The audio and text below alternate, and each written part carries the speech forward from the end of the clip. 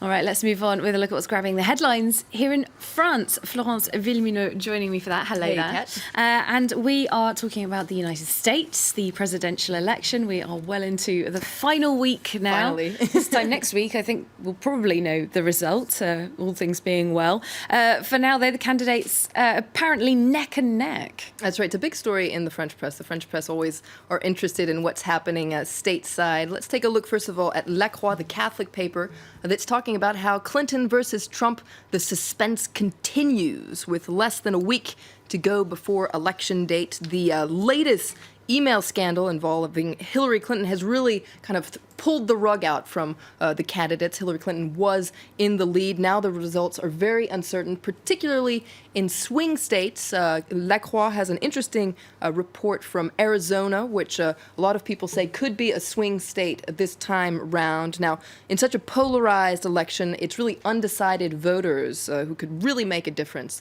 in this election, and that's the focus of 20 Minutes today. Dernier appel aux indécis, last call for the undecided voters. Both Clinton and Trump are on a charm offensive to win them over, according to 20 Minutes. And we're getting some predictions in the papers of what we might see across the next few days. That's right. Libération expects the gloves to come off.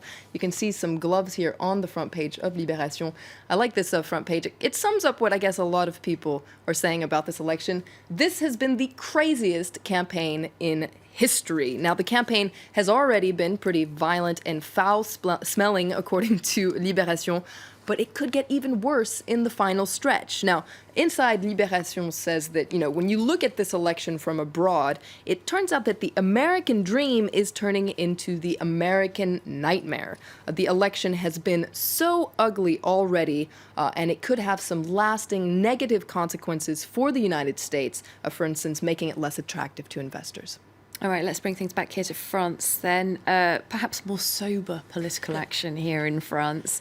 Although people do like a few dust-ups sometimes, don't they? But we're not there yet. We've got the first primaries coming up ahead of next year's presidential election. The primaries are scheduled for the Les Républicains opposition party. That's right. And now several high-profile politicians are starting to take sides with respect to the different candidates taking part in that primary.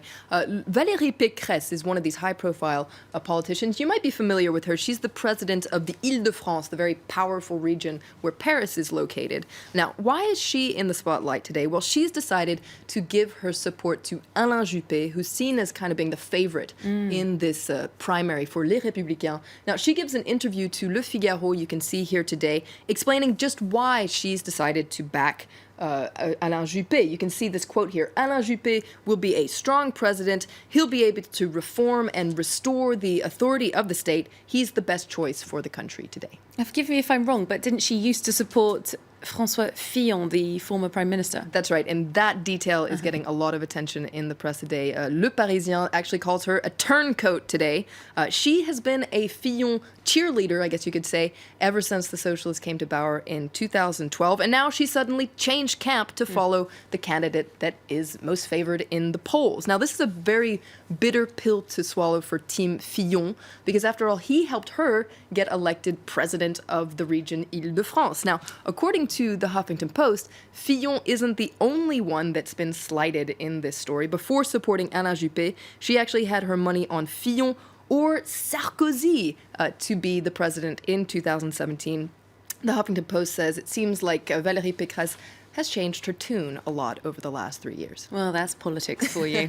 Let's move on to something different now, international story.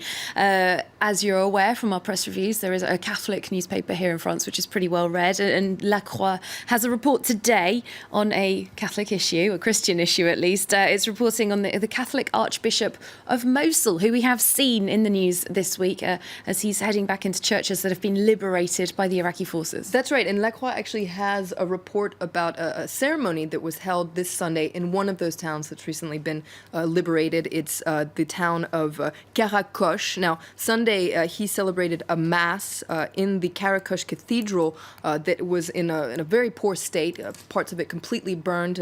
He says it seems like ISIS was using it as a shooting gallery Can life go on in Caracoche? That's what La Croix wants to know. Well, for now, there are many unanswered questions. For instance, who's going to be in power after the Islamic State group leaves? Will it be Iraqi forces? Will it be Kurdish forces? What is the place for Kurdish forces? This is also the focus of the editorial in L'Humanité, the communist paper, that also agrees the road to peace is still very long because for now there's still many unanswered questions. Absolutely. All right, we've just got time for a final word about football. We all like a bit of football, don't we? That's right. Now, why are we talking about this tonight? Because a French team is taking on an Italian team. It's the Olympique Lyonnais traveling to Turin to take on Juventus. You can see it's a night to become big. Olympique Lyonnais need to win this game if they don't want to say ciao to the Champions League. All right, enjoying a bit of football action there to round off our press review. Thanks so much, Flo Villamino, who'll be back later on looking through the international papers for us, of course.